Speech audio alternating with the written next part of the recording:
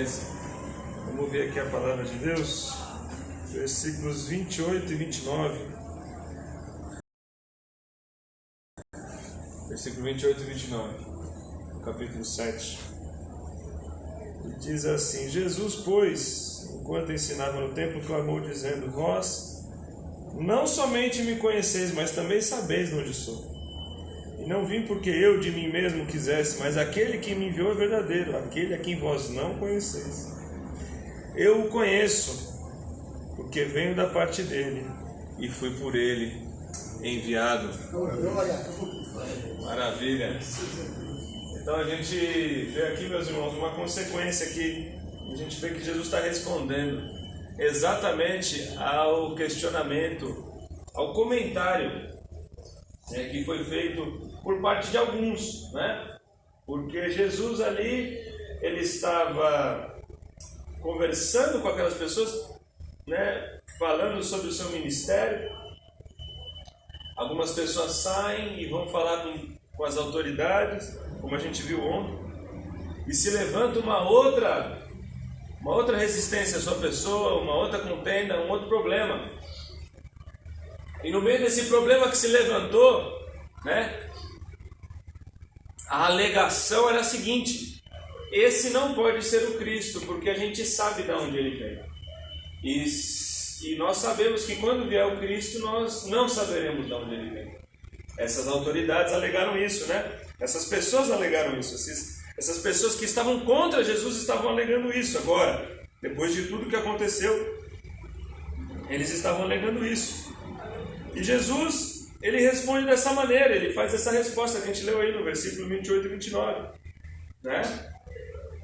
E Jesus estava já incomodando mais do que, vamos dizer assim, mais do que deveria ou mais do que poderia as autoridades locais. Ele estava no próprio templo pregando, ele estava dentro do templo de Jerusalém pregando, as pessoas ao em volta dele estavam ouvindo o que ele tinha para falar, e as autoridades agora nem mesmo debater com ele podiam, porque tinham acabado de debater com ele, tinham perdido a argumentação, né? E não tinham razão para persegui-lo, né? E agora, né, eles dizem mais essa mentira por trás, né? E por trás eles dizem essa mentira, né? Dizem aqui, né? Diziam alguns, né? Essas coisas, então mais outras pessoas estavam dizendo, e Jesus vai lá e exclama, na palavra de Deus, né? Dá a entender que Jesus, ele vai em cima, né? Mais umas pessoas se levantaram contra a sua vida, mais umas pessoas que Jesus vai lá e exclama, né? Então para aquela contraposição, para aquela acusação, para aquela falsa alegação, Jesus ele vai falar, ele vai dizer: olha, primeiro, né? Vocês não somente me conhecem, mas vocês sabem de onde eu sou, né? Vocês não somente me conhecem, mas vocês sabem de onde eu sou, né? E Jesus vai dizer mais, né? E eu não vim porque eu mesmo quis, mas eu vim daquele que é verdadeiro. Agora eu vim de uma pessoa que vocês não conhecem. E aqui está toda a razão. Aqui está toda a razão, né? Jesus ele vai explicar o seguinte: olha, vocês não somente sabem de onde eu venho, vocês não somente me conhecem, mas eu vim daquele que é verdadeiro, e não vim só porque eu quis, eu vim porque ele quis. Agora o problema é o seguinte: vocês que não conhecem ele, vocês é que não conhecem o Pai. Esse é todo o problema. Jesus vai atacar o problema principal.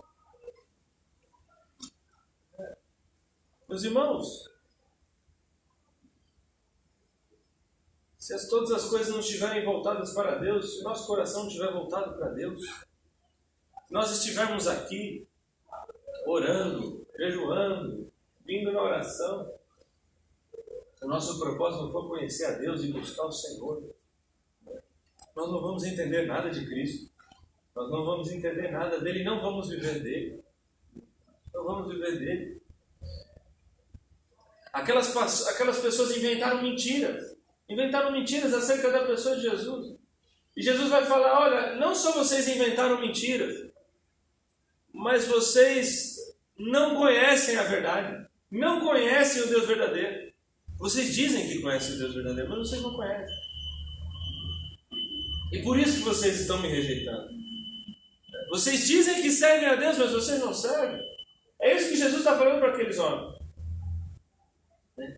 E aí ele vai dizer, eu o conheço, porque eu venho da parte dele e por ele eu fui enviado.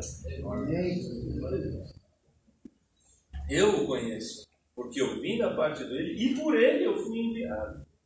Então o grande debate aqui é esse. O grande debate aqui é esse.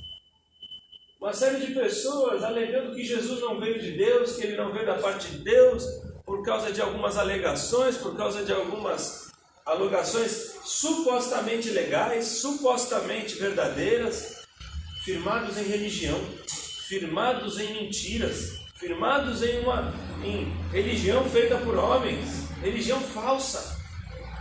E Jesus ele vai dizer, olha, vocês não conhecem a Deus, vocês não procedem, e aí vocês não podem porque vocês não conhecem. Esse é todo o problema. Esse é todo o problema. Eu acredito, meus irmãos, que para o problema da rejeição, para o problema dos obstáculos, aqui Jesus ele dá uma resposta, e ele dá uma resposta clara, que é o que ele fala mais tarde, O mundo não pode receber o Espírito Santo. Quando ele fala para a igreja, vocês vão receber o Espírito Santo. O Espírito que o mundo não pode receber, porque não o conhece, e nem o podem conhecer. Jesus vai falar isso mais tarde. E era o que Jesus estava falando aqui para esses homens. Olha, vocês não conhecem a Deus, vocês não procuram a Deus. Vocês não procuram o Senhor. Aqui está toda a razão. Assim, meus irmãos, a gente vive muitos obstáculos. A gente vive muitas lutas. A gente vive muitas dificuldades. E nós estávamos falando ontem de que essas dificuldades, elas se levantam mais e mais à medida que a igreja avança. Como aconteceu com a pessoa de Jesus. Depois dele ir lá explicar, amar aquelas pessoas dentro do templo, mais um obstáculo se levanta. Mais pessoas se levantaram. E Jesus ele vai expor o problema. Ele vai expor o problema. O problema é a separação de Deus. É a separação do Pai. É a separação do Criador. É a separação daquele que é o provedor de todas as coisas. Meus irmãos, nós somos a igreja de Deus. E nós estamos aqui para proclamar o Evangelho. E o nosso ministério é religar as pessoas a Deus. E essa é uma tarefa que nós devemos executar até o último dia da nossa vida. Jesus não estava falando isso somente para acusar, não. Jesus estava falando essas coisas com o intuito de salvar, com o intuito de libertar, com o intuito de se revelar. Essa é a tarefa da igreja. Essa é o nosso ministério. Paulo, em determinada altura, vai falar, a nós foi dado o ministério da reconciliação. A figura é a figura de um pai bondoso, que um dia recebeu do seu filho uma carta, recebeu do seu filho um recado. Eu quero a minha herança e eu vou embora. Eu vou embora. Eu vou embora. E isso a respeito de mim e de você. Isso a respeito de mim e de você. Porque quando nós chegamos para Deus e falamos, Deus, as suas coisas não me interessam, o que interessa são as minhas coisas, é exatamente o que nós estamos fazendo com o Pai. Senhor, os seus pensamentos não interessam para mim, interessam os meus pensamentos. Meu Deus. Senhor, eu quero resolver um monte de problema a respeito da minha pessoa, não a respeito da sua pessoa. Senhor, eu quero tratar aqui de coisas que eu quero tratar, não quero tratar das suas coisas.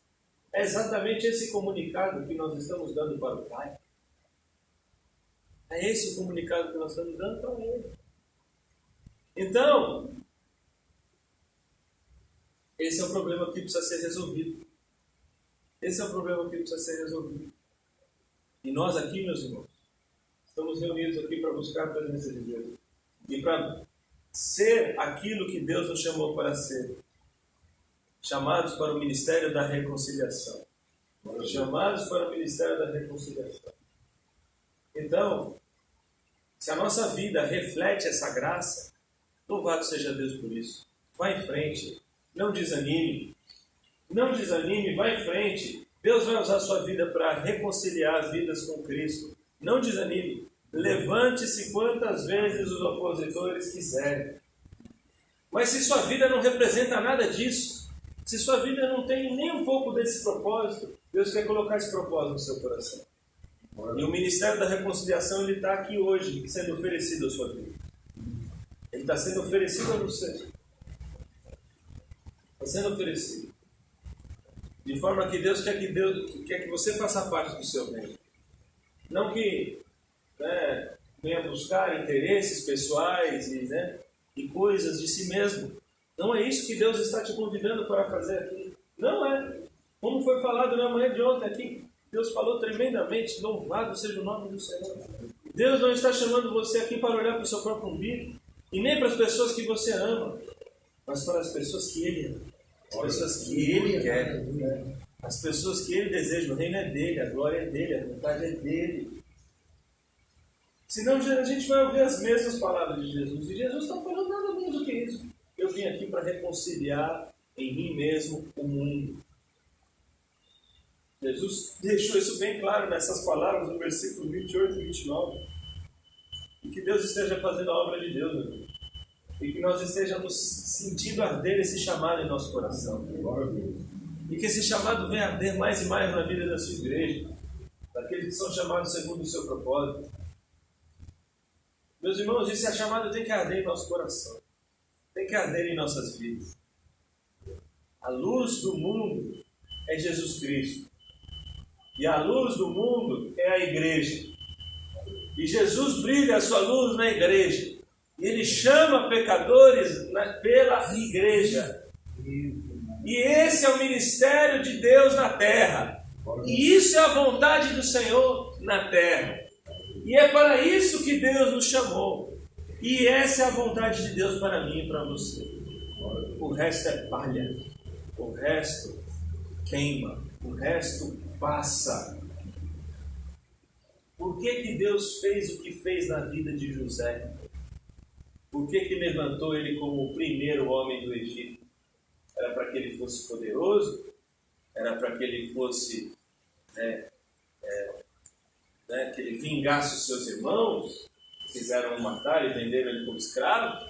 Para que ele tivesse uma vida de prazer? Depois de ter passado o que passou, tivesse uma vida de prazer, para que tivesse glória. Deus levantou a vida de José para salvar a descendência de Jacó, porque através da descendência de Jacó viria o Messias. Aleluia! Viria o Messias.